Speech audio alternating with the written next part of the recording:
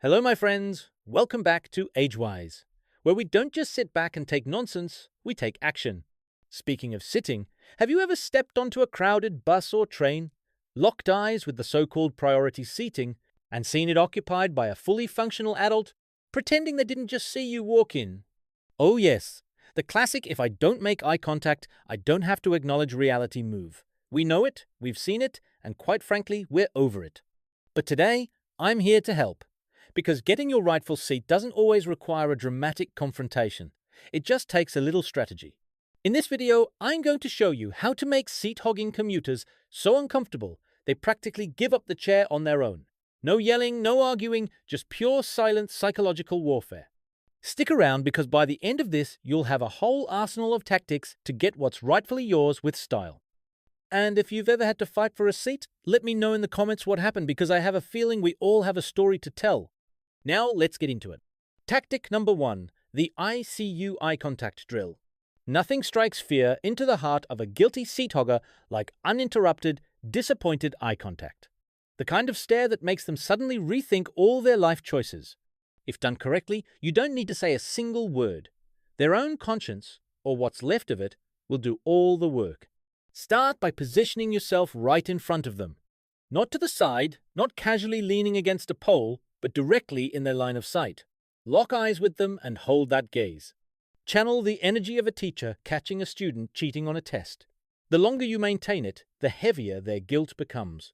If they try the classic phone escape, scrolling like their life depends on it, don't break eye contact. Instead, lean slightly forward, just enough so they can feel your presence. If you want to add a little flair, tilt your head just a little, like you're silently asking, "Really? This is how you were raised?" This works because humans are wired to avoid discomfort. Most people will crack under the pressure of awkwardness alone. They will pretend they were about to stand up anyway, or suddenly realize they need to check something in their bag. Congratulations, you've just won this round without speaking a single word. But if this doesn't work, don't worry. We are just getting started. Let's move on to the next tactic, one that will make them feel your presence in an even more direct way. Tactic number 2, the I'm hovering for a reason move. Some people are masters of avoidance. No amount of eye contact will break their intense focus on whatever nonsense they are pretending to be engaged in. That's when you take things up a notch. Stand directly in front of them. No leaning on poles, no casual side stance. Plant yourself right there, making it clear that you are not standing by choice. Hold onto the rail with purpose. Shift your weight just enough so they feel your presence. Let them know you are not going anywhere. If they remain oblivious, it's time for a more advanced move. Let out a slow, exaggerated sigh. Not a regular sigh. A sigh that says, "Wow, standing sure is tough on these aging knees, but it's fine. I'll just suffer in silence because some people weren't raised right." Bonus points if you follow it up with a little muttering. Something like, "Ah, these bones, they don't make 'em like they used to." If they shift in their seat but still refuse to move, escalate the sighing. Get theatrical. Stretch your back a little, adjust your stance like you're struggling to stay balanced. Give them every chance to do the right thing before we move on to the next level of psychological warfare. Still sitting there, pretending not to notice? That's fine. We have more tricks up our sleeve. Let's move on to the next tactic, one that introduces props into the game. Tactic number 3, the propaganda method using a cane, shopping bag, or anything that screams move. Sometimes the problem isn't that they don't notice you, it's that they think you are fine standing. This is where props become your secret weapon. If you have a cane, congratulations! You are now wielding the Excalibur of public transport dominance. Even if you don't absolutely need it, simply holding it in a way that makes it visible is enough to trigger guilt in most people. Rest it next to their feet. Tap it lightly on the floor. Adjust your grip like you're about to dramatically lean on it for survival. No cane, no problem. A slightly heavy shopping bag works just as well. Let it swing a little, maybe just close enough to accidentally graze their knee. Shift it, lift it, adjust it so they become painfully aware that standing is not your first choice. If you're carrying something bulky, struggle with it just enough to remind them that you shouldn't be balancing all this weight while they sit there like royalty. For an extra twist, try a big dramatic repositioning of your grip. Pick up your bag, sigh, shift it to the other hand. Let it drop slightly with a tired motion. The idea is not to be aggressive, just to make it painfully obvious that there is an easier solution to this whole situation, and it involves them standing up. If they still don't move, they are clearly a different breed of stubborn. But don't worry, there are tactics for that level of rudeness too. Let's move on to the next step in the battle for your rightful seat. Tactic number 4. The "oh my aching joints" performance. Some people are immune to props, bags, and even a full-blown cane. These are the ones who need a little theatre to really get the message. If standing is getting uncomfortable, why not make sure they know it? Start small. Shift your weight from one foot to the other, just enough to make it look like standing is getting harder by the second. Rub your lower back slowly, like you're contemplating how much longer you can take this. Let out a small groan, the kind that says, "I was fine 10 minutes ago, but gravity is now becoming my enemy." If that doesn't work, level up. Exhale dramatically as if the weight of the world is pressing down on your spine. Maybe even let out a quiet oof when you shift positions. If you are feeling particularly bold, grab onto a pole or seat handle for support, then shake your head slightly as if accepting your fate. At this point, even the most oblivious commuter should start feeling the burden of guilt. They will either stand up and pretend they were going to anyway, or they will dig their heels in like a seat-hoarding champion. If it's the latter, then congratulations. You have encountered a rare breed of stubbornness, and it's time to bring out the big guns. Let's move on to the next tactic, the one that makes them feel like the entire bus or train is judging them. Tactic number 5. Recruit the power of public shame. Some people will do anything to avoid feeling guilty, especially if they think they can get away with it. That is where audience pressure comes in.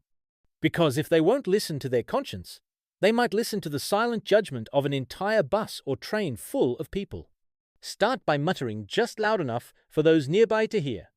Something like, "Well, back in my day, we actually had manners," or "must be nice to sit while others struggle." If done correctly, this sends a ripple effect through the crowd. People nearby will start looking. The tension builds. The pressure mounts. They now know that others are aware of their selfishness. If they still pretend not to hear, it's time for the nuclear option. Look at another passenger and say something like, "Do you remember when people actually respected their elders?" Or, "I guess times have changed, huh?" You don't even need them to respond. The simple act of bringing someone else into the situation makes it impossible for the seat-hogger to keep ignoring you without looking like a complete villain. By this point, their only options are to either give up the seat or pretend they suddenly need to get off at the next stop. Either way, you win. But if by some miracle they are still glued to that seat, it's time for one final strategy. The move that will make them wish they had stood up 10 minutes ago. Let's move on to the last, most devastating tactic. The ultimate weapon. The friendly but unnerving smile. If all else fails, it is time to confuse them into submission. Some people can ignore eye contact, props, size, and even the weight of public shame, but there is one thing they cannot handle. A warm, knowing smile that suggests you are up to something. Stand directly in front of them. Do not say a word, just smile. Not an aggressive smile, not a sarcastic smirk, but the kind of soft, unsettling smile that makes people wonder if you know something they do not. Maintain eye contact. Hold the smile, let them squirm. If done correctly, this will break even the most stubborn seat clinger because now they are left wondering, who is this person? What do they know? Should I be worried? To maximize discomfort, combine the smile with a tiny slow nod, the kind that says, "Yes, I see you, and I am waiting." If they look away, keep smiling. If they shift in their seat, keep smiling. If they fake being asleep, congratulations. You have now won the psychological battle. At this point, there are only two possible outcomes. Either they give up and stand just to escape the intensity of the moment, or they stay seated, but now they are so uncomfortable that their entire ride is ruined. Either way, victory is yours. Because sometimes the best way to deal with rude people is to make them feel the weight of their own rudeness without saying a single word. And there you have it, a complete guide to taking back what is rightfully yours with nothing but stubborn patience and a little well-placed psychological warfare. No shouting, no begging, no awkward confrontations. Just pure, silent victory. Let's be real. If someone has the audacity to pretend they don't see you, they deserve every single second of discomfort you just served them. Whether it was the soul-piercing stare, the exaggerated sigh, the dramatic back rub, or the dangerously friendly smile, you now have the tools to make seat-hogging commuters rethink their entire existence. Now I want to hear from you. What is the rudest experience you have ever had on public transport? Have you ever used one of these tactics before? Or do you have a secret move that works even better? Drop it in the comments because I know you have stories to tell. And if you enjoyed this highly educational lesson in silent dominance, hit that like button, subscribe to AgeWise, and share this video with someone who could use these tactics on their next bus ride. Because out there in the wild world of public transport, it's survival of the wisest.